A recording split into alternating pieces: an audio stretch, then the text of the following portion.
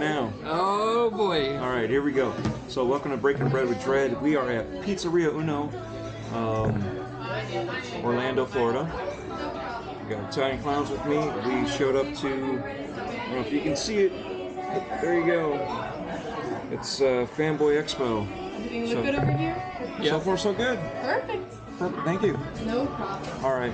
By the way, you're the best waitress we've ever had. We had you last Really? time. Yeah, you're great. I thought I saw your faces and you were very familiar, and I didn't want to say anything. Well, we saw you pause, and I was like, yeah. You know the face.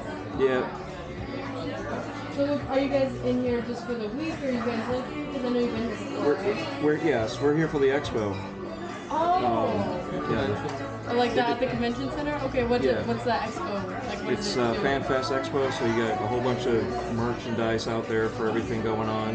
You have cosplayers showing up. You have a lot of actors. Kind of like MegaCon? I don't like that same setup. It's just a little we were smaller. here last time because of that. That's why we were here. Because Yeah. I was gonna say, I remember I was talking to a lot of tables about how sad I wasn't at MegaCon. Speaking of which, I need to ask for that off before they start scheduling everyone that day, because it gets so busy, so everyone needs to be working that day. But I don't want to be working that day, obviously. Well, I think you have to call in out of town. I'm going to be flying to Alaska, Hey. so there's no way you can call me in. I can't drive. Like, show us pictures and like. Alaska. Click. Yeah. I'm gonna just edit myself in there. Yeah. In my cosplay costume. Wait, you cosplay? No, I don't. But I want to with my coworker. She's also a weeb, so we both play cosplay. So she wanted to go last year, and she even requested off, but they wouldn't let her get it off because of how busy it is. So we'll see. Well, there's other conventions just like today. Yeah, exactly. This weekend. I think if I just look out for them, then I think I could just. We found out from some cosplayers that there's Matt's Ferrari coming up in December, which is near here. There's the Power Rangers and the Teenage Mutant Ninja Turtles conventions coming up. There's Spooky Empire. But that's a known one. That one's. I feel like just because Halloween, it's known it's gonna be. But that's gonna be at the convention center. Oh, yeah. Well, anyway, I hope you guys enjoy your food. We'll take care of something, but you guys enjoy, okay? All right, thank you. Yeah, no problem. So, we didn't even get a chance to start breaking bread. We started just, I guess we did. Straight off the bat. Didn't even do the intro, no nothing. But yeah, definitely, no touchy. Carlo's not allowed to touch the food until we actually start, because he'd have it all finished before we even start pushing play and record. But yeah, this is episode, I don't know, fill in the blank. And yeah, as we were saying, we're here for Fanboy Expo. We got the UNO's deep dish with cheese and pepperoni. And I mean, if you look at that piece, look at this. Look at that big old chunk there of pepperoni. We got these little slices here. Look at these chunks of tomato and all of that. So I'll go ahead and serve you so you can get your food. Just gotta get it. There's that little layer there to keep it off the. Dread is serving slowly because he Look knows. at that. Look at that steam. Like a pro. Lemon, I'm going to show you how you eat a pizza. That's without mustard. Oh, we should have asked for mustard. No. We did get a piece of lemon though. Yeah. Oh, there he goes. So, are you saying Lemon's with us on this breaking bread? He is, look. Okay. Lemon's with us. This is not gonna. Oh, look at that. I got a piece and a junior. So, all right. Let's Already finished the drink. Yeah, see, you already finished the drink. You need a refill. So as you can tell, that was our lovely waitress. We've had her before, as the recording is indicated. And I'm going to start with my fork and knife. I know you're going fingers first. Traditional Italian. You know, Lemon, it's rigged again. Lemon, look, it's rigged. It's falling off. It's rigged. I'm telling, look. So it's a nice buttery crust. man, this cheese and the pepperoni is good. Yo, Rand, is this how you eat in Chicago?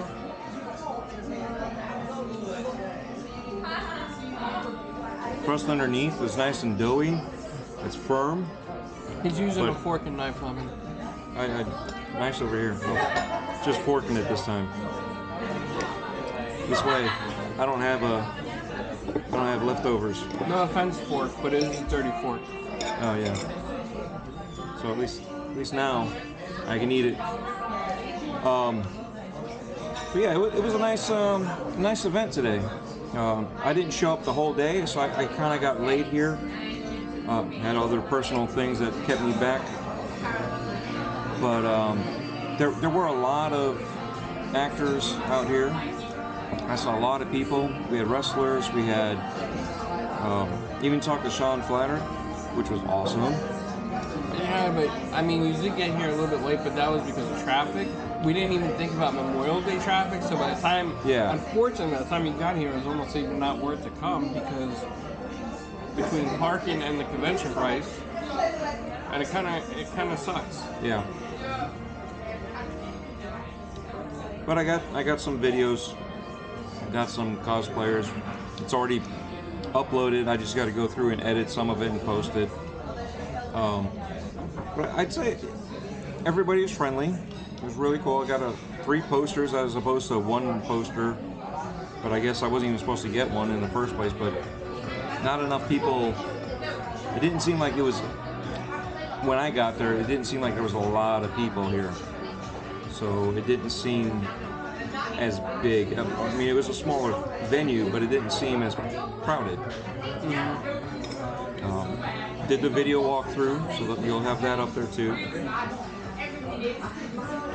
But it was nice. It was a nice little. It didn't feel crowded. It didn't feel like that animosity of just so many people crammed in together, like MegaCon. You know, MegaCon, we couldn't even get into the other side. We purposely tried to walk away from certain sections. We kept on getting pulled back for whatever reason. Tampa Bay, we walked around a lot. MetroCon was the same place, and that was about the same. Did a lot of walking around. Yeah, and out of all the conventions so far, out of this year, I would rate MetroCon number 1, MegaCon number 2, Tampa Bay number 3, and this probably like number 4. And I say this that because not as a bad thing. It's just the last one. Yeah, because I feel like a lot of the celebrities are kind of crammed together this year, and none of them really stood out from other celebrities, unless you knew who you were looking for, right? Like me and you, we didn't look at the list. We just showed up, but everybody was in like 10 feet away. Their table was 10 feet away from the entry of the line. So you were close and personal before you even got there. You know, so you can actually see the people and see their names, see who they are. It wasn't like the other ones where you're 50 feet away for the start of the line and just so many people. So they were actually able to me, felt more personable. There's a lot of actors out there, and watching them all interact with the fans, I was jealous because I was like, oh man, I wish I could go out there and talk to a few of them. And like I said, it was very personable. They were just one handler, maybe 2. You had somebody that you spoke with that had 3, but it was more friendly than business. You know what I mean? And I did get to speak to Carlo Navarro, which was really cool. He was one of the bro codes in Fall Guy Tracksuit Mafia. He was an Identity Thief. He was in The Walking Dead. He's been in quite a few different things. And DREADPOOL saw the video that he did. He's just a down-to-earth nice guy. And everybody was coming up talking to him. And even other celebrities were stopping by and saying hello to him just because that's like, he's just got that personality where this is a very kind guy.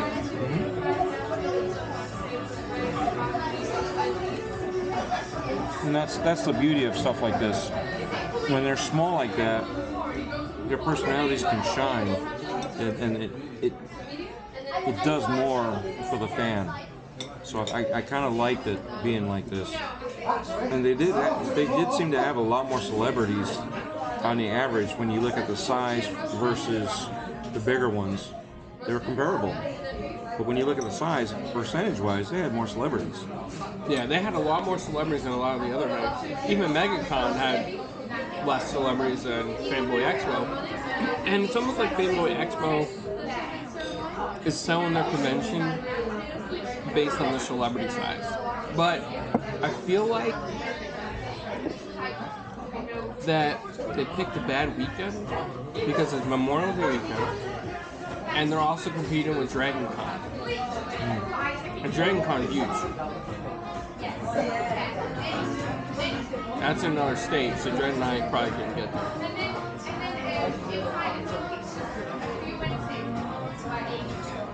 I'm trying to talk. It's just that one piece is like.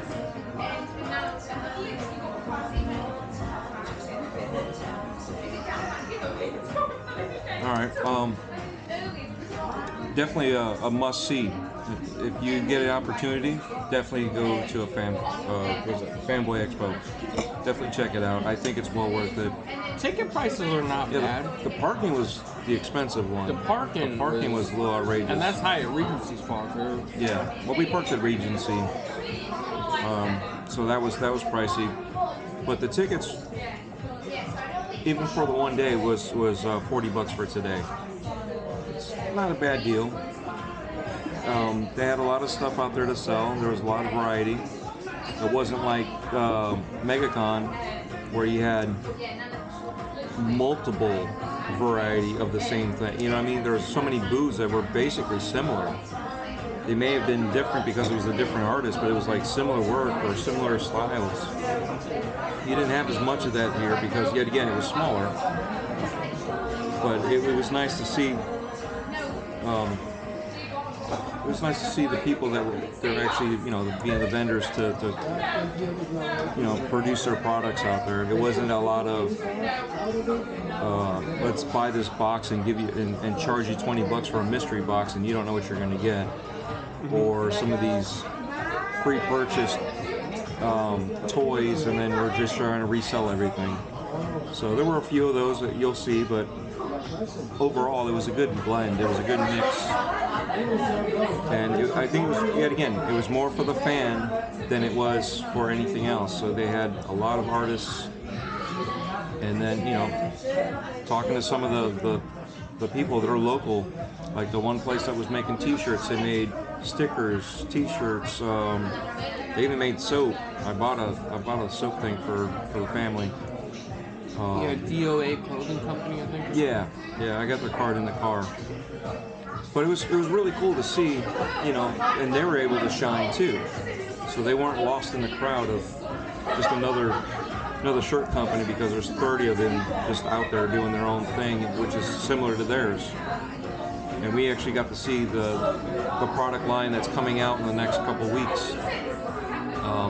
So the owner might actually push it out a week early because I was talking about it, and I was like, I wanted that shirt, but you don't have it on sale yet. It's not out there, so it's kind of cool, that interaction.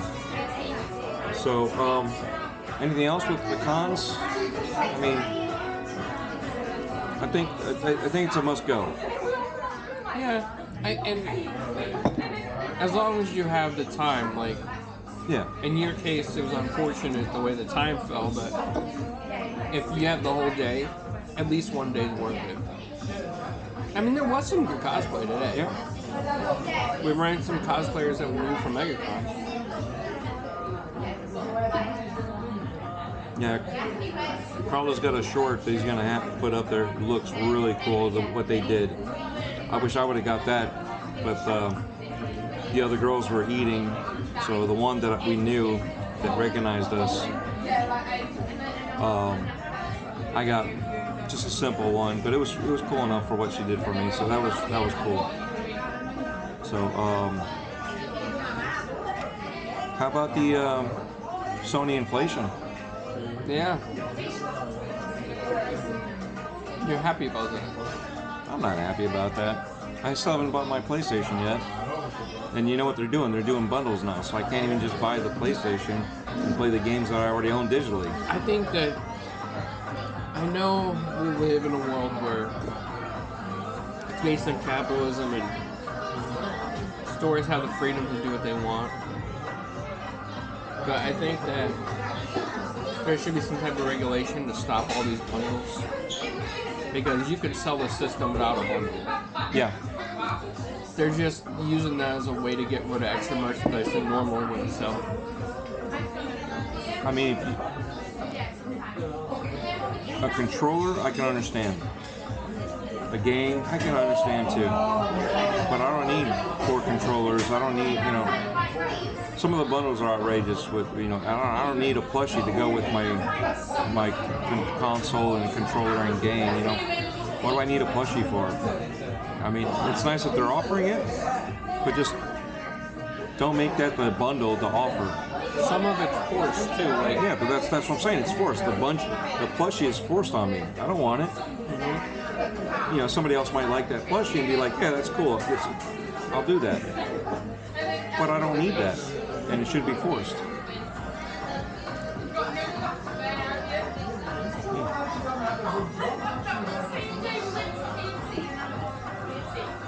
So, we're both chowing down here.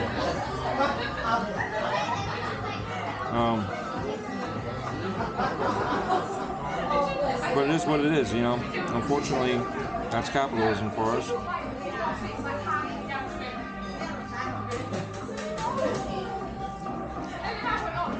Have you heard any more rumors about the Elite 2 White Edition?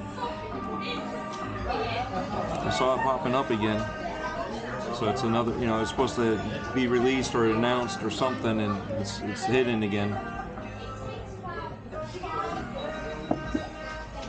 So it's just curiosity. I really don't care about it.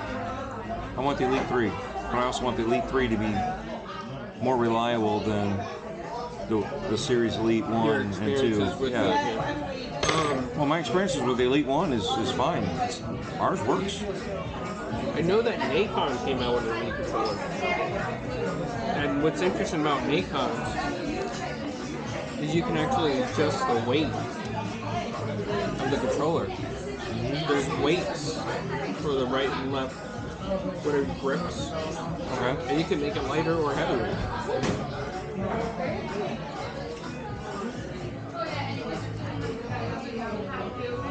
That's definitely interesting. I would rather have it lighter, but I know what you mean. You don't want that plastic feel. You want something that feels like it's rugged. But to me, the weights seem to be kind of like false advertising. You're just putting rocks in it just to make it feel like it's something better. But then we go to Xbox with their new friends and family, so that's a good deal. From what it seems like, I'm hearing, was it Psychonauts posted something that he saw somewhere? It was rumored, but it was posted, so I can't really say the whole thing, but I think he said it was $22.99.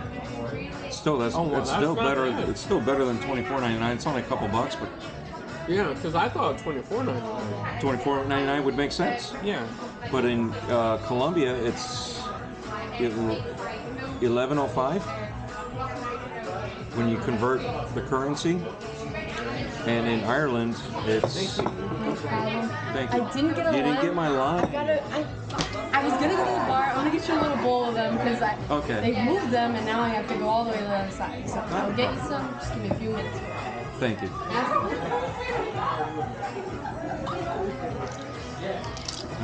My lime's buried. So, what did we say? It was 21 and change. I think it was with the conversion. Yeah. So that's not a bad deal. No, it's a good deal. Yeah. So,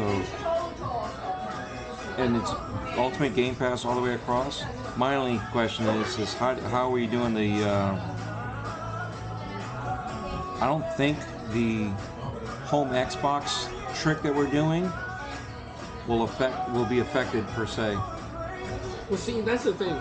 Because your home Xbox will automatically have those games that you own automatically. True. And that's the thing nobody really knows on the full rollout, right? Like, everything is speculation right now. But because this new program for Xbox Game Pass Ultimate, Friends and Family, you can share it with friends. Which, there's people on both sides of the fence like, well, what are they going to do with the console sharing? Are they going to allow it? Are they not going to allow it? In case you don't know this, a lot of people don't know this, but with PlayStation right now, you can share with up to 5 people. They just can't be, like... So when you share with somebody on PlayStation, you can share somebody's... If you have PS5, somebody on PS4 can make your console their home console, and they get all your games. It doesn't affect your PS5 at all, because it's so weird. Like, their system is archaic, and then somebody else can use a barcode, and then you authorize them to log in on their PS5 as you, and they can game share, and it doesn't affect you. Really interesting. So I'm curious, with all the new services everybody's rolling out, across the board, is that going to change with PlayStation and Microsoft? Now, if it does, and this is like, stuff that nobody can really predict, because everything depends on the market, but then that would be an opportunity for Luna and Google Stadia to say, we allow multi-user family sharing, with your actual library. Tell that to Netflix. Yeah, right? I'm just thinking, I think Xbox would just leave that part of it, the console, home console sharing part of it, as is. So if I share with you, you have access to my own games, but if you're not part of my friends and family, you won't have access to my Game Pass, but you'll have access to my own games. Which would be interesting if they did. Right? Now, if you also were part of my friends and family, only you would have it, not my brother, because he doesn't have my Xbox his Xbox as my home Xbox. No.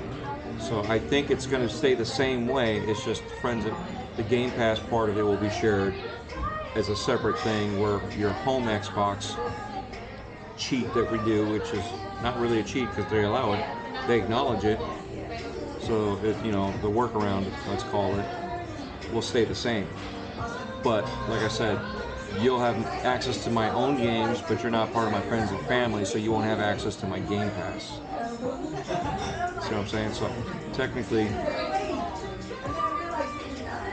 you would only have that kind of access. Obviously you would have your own Game Pass, so it wouldn't matter. But if they went around the corner like that, roundabout, I don't think it's going to be a big deal. But I don't think any game that I own will be shared amongst the whole family. Yeah. See, that's where they say that it's really the That's where the confusion Ultimate. is. But I don't. It says Game Pass Ultimate. Well, my Game Pass Ultimate is shared with my daughter. Yeah, because it's not your library, your Game Pass Ultimate. Correct. It's the library that you rent in the cloud. Yeah. So whoever you rent to or from, and that's how. I told you I'd bring it. Thank you. No problem. She had some mean attitude there where she's had it in there. So, but no, she's an awesome waitress. If you ever get her, make sure you tip her very well. So, where else are we going with this? I think that's it, right? Yeah, I mean, that's all about Xbox and PlayStation right now. So much. There's really not much else when it comes to that. I mean, you want to talk about the whole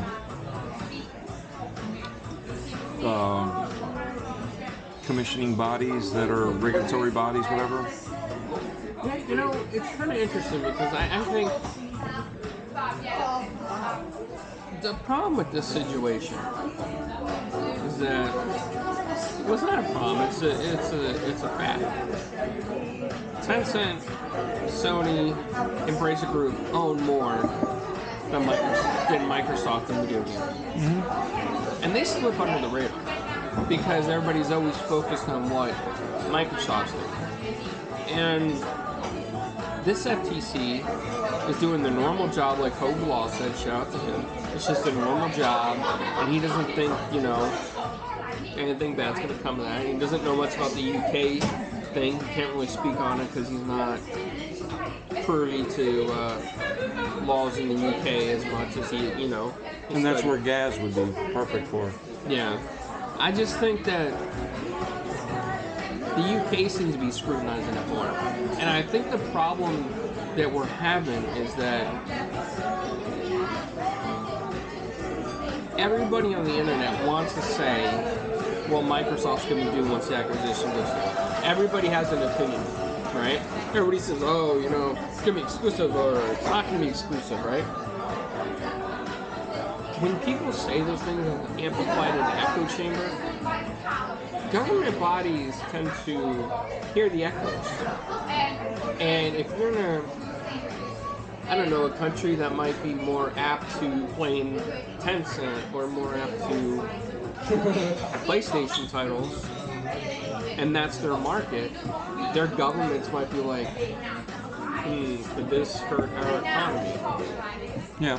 You know, so people really need to stop saying what is going to happen. Nobody knows, right? Well, the only thing we do know is what Phyllis said. Yes. That people are ignoring. We do know that nothing is always 100%, right? Just because the deal is, this is what it's going to be. Let's say Call of Duty, like Phil said, it's going to be staying multi-plat. They make more money. It's more feasible for them to keep it multi-plat than trying to lock it down to everything only Xbox accessible places, right? So browser, whatever. You know, you know what? We're gonna have to stop it right here. We're gonna take a break real fast, and we'll be right back. All right, and we're back. Sorry about that. We just had to take a quick break. And as we're talking about the acquisitions and all that, the issues that arose, Mr. Badbit brought it up on Breakfast Boom. You know, it could be one of the Sony's lawyers. What are you doing? You know, are you doing your job? So the guy's probably going out there and writing up all these things to like justify his job because he's sitting back. You know, what if there's a chance that they can have a better control and keep control of what they're doing now? So it makes sense that, yeah, there's probably somebody minding their P's and Q's for everything. And this is one thing that somebody minded their P's and Q's for, is to object to this acquisition and saying why they object to it. It might be just something that you have to, you know, follow along with. So it's possible that they're not really trying to stir anything up. It's just the guy's just trying to justify his job, because he's not doing his due diligence if he doesn't say something. I mean, that's true. Right? Yeah. I mean, there's truth to that. Just like with Sean Patrick Flater, we're literally having a conversation with him, and it didn't dawn on me to say, hey, look, we're going to go to lunch. Would you like to go eat with us? That's a missed opportunity. You know, I missed that opportunity. He would have said no, but what if he said yes? He's not going to say yes unless I ask. So this could be the same situation. This, do we need to stop again, or? Yep. All right, we'll take another quick break. All right, that was a quick break. I'll probably just put those two together. So yeah, so you never know. It could be somebody just minding their P's and Q's. And if luck happens, it happens. If not, they tried. So I don't think they're being bought or anything like that to look under Sony. I don't know why I heard that somewhere, but it was just like, are you serious? I mean, we know it's preposterous for certain things, but yet you're going to think that they're paying these things? That's even worse if something that ever comes out, that these employees of the government are being paid like this. Yeah. No. So dismiss that. Don't even think that. So let's move on to Marvel. The Incredible Hulk, and now his cousin is in. Yeah, so we got the She-Hulk. How's that show going? I like it. You like it? Yeah, listen, I will say this. I think there's people that are saying that there's underlying themes to the show are correct to an aspect. There are some underlying themes to the show. There's always something. Doesn't matter who. Yeah, I mean, there were some complaints that Bruce was mansplaining to his cousin in the first episode. And that was perfect because he was. Yeah. And what did she do? She showed him up. Yeah, she did.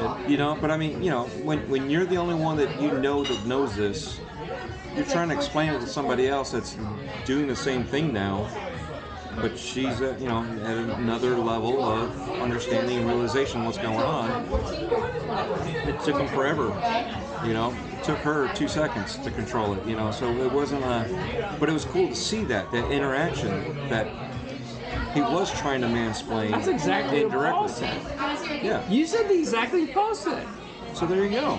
So there's nothing wrong with that. Paul, where are you? Is there a pineapple here? There's no pineapples in my pizza. No pineapple on this pizza. Well, I mean, you're killing it. You look young. So, but anyway. Are you going to see the appetizers or are you ready? Continue on. Yeah, no, I mean, I think where the show is going is really good. I think the Abomination coming to the show is really cool. I was, because when I first heard about the series, I didn't think about Abomination coming in and everything else like that, and I think that